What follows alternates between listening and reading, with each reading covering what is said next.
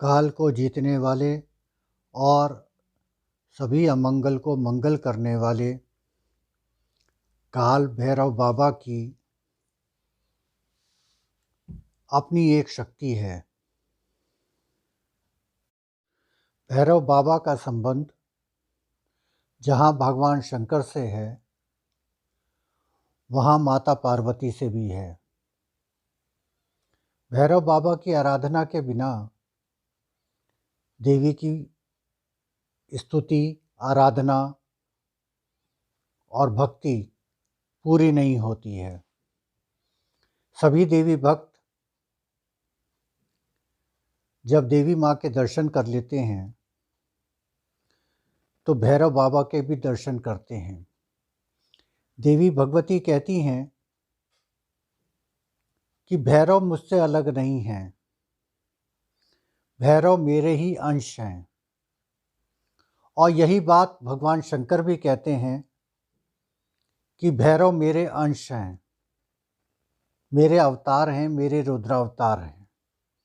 आखिर क्या संबंध है भैरव बाबा का भगवान शंकर से और माता पार्वती से?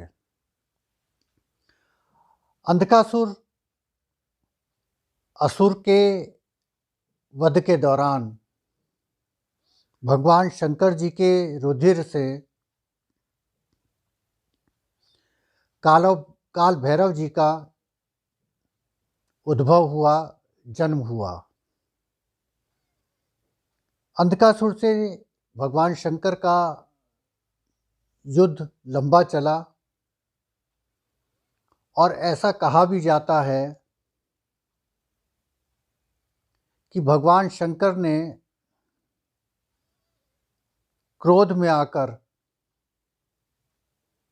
देवी भगवती से कहा कि हे देवी, जिस तरह मेरे अंश से काल भैरव हुए हैं, उसी तरह तुम अपनी शक्ति से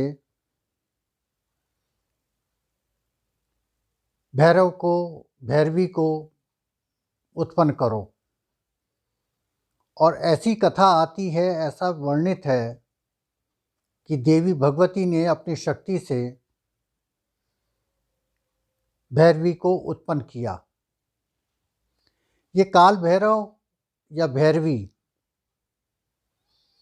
ये तो कथाएं हैं, लेकिन जो काल को जीत ले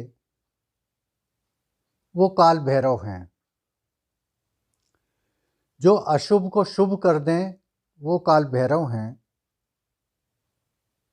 जो अमंगल को मंगल कर दें वो काल भैरव हैं। काल भैरव को तंत्र का विशेष अधिष्ठाता माना गया है। यदि शत्रु कुछ ऊपरी चीज़ें कर देता है अथवा आपको बहुत ज़्यादा कष्ट देता है या आप ऐसे रोग से ग्रसित हैं जिसका कोई उपाय उपचार नहीं हो पा रहा है, तो ऐसी स्थिति में काल भैरव की पूजा की जाती है। चूँकि वो तंत्र शास्त्र के उनकी पूजा तांत्रिक है, इसलिए घर में काल भैरव जी की पूजा नहीं की जाती है। लेकिन बाल भैरव और बटुकेश्वर, इनकी पूजा की जा सकती है, क्योंकि हमारा गृहस्थ जीवन जो होता है ये मंत्रों पर चलता है, यंत्रों पर चलता है, तंत्र पर नहीं चलता है।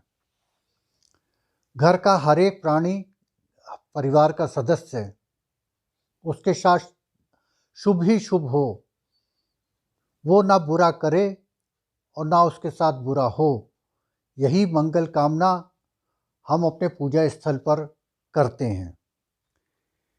तो ऐसी स्थिति में तंत्र शास्त्र का हमारे गृहस्थ जीवन में, घर में, वो निषेध माना गया। हाँ, मंदिर में आप काल भैरव जी के दर्शन कीजिए और भैरवाष्टमी पर सरसों के तेल का, तिल के तेल का दीपक जलाइए, इमरती का भोग लगाइए। अब यहाँ एक और चीज़ आपको बताते हैं कि भैरव जी का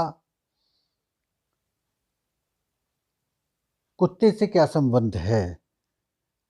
वो उनकी सवारी हैं। जिस तरह कुत्ते को कुछ भी अशुभ होने का संकेत पहले ही मिल जाता है, इसलिए हम कुत्ते को रोटी भी देते हैं, उसको पालते भी हैं, क्योंकि वो निष्ठावान है और उसको अशुभ संकेत पहले से मिल जाते हैं।